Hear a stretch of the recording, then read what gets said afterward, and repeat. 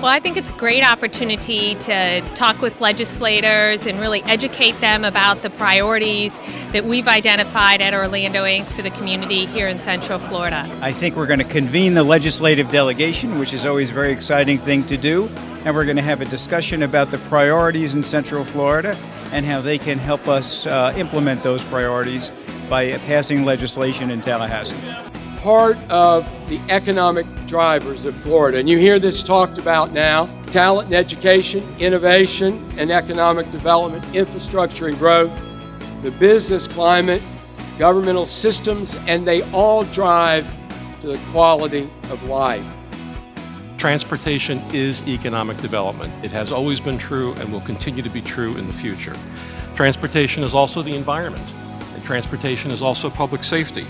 And transportation is about having the personal freedom to go where you want to go, when you need to go. One of the things we know at the Community Foundation through our long-term investment in healthcare, education, social services, is that at the core of almost all of these issues is transportation, from the human side of transportation. The port really has 4 growing and dynamic business lines. Cruise is something Port Canaveral has been known for some time. Last year, we moved 4 million cruise passenger movements through this port. That will grow an average of 10 to 15% annually over the foreseeable future. We are the state's spaceport authority, but we also see the state's economic development strength through the lens of the aerospace industry and its robust supply chain and workforce, which today represents approximately $17 billion of economic value to the state, supported by over 11,000 companies in the supply chain, which goes pretty deep.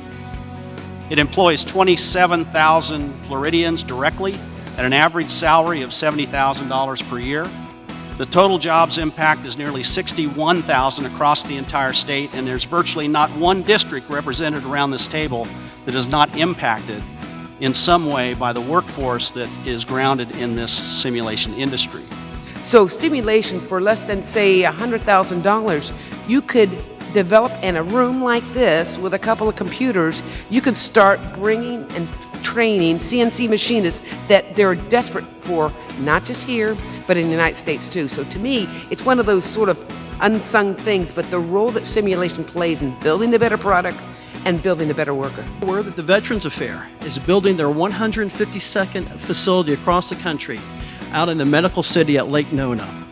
But I didn't know, and I'm announcing today, that they're building their 153rd facility, a virtual medical center. That's right, a virtual medical center that exists 24/7, 365 through their national system of veterans. Now we're not just known nationally, but internationally as a center of simulation. Having the opportunity to bring together the Central Florida delegation is really important for this region, as well as our state in general. And you'll hear a lot of the comments that the representatives made as we wrapped up the meeting. Yeah, this is just the tip of the iceberg of what we have with and what we're blessed with here in Central Florida. Not only in our economy, but just in the natural environment, the built environment that we have around us.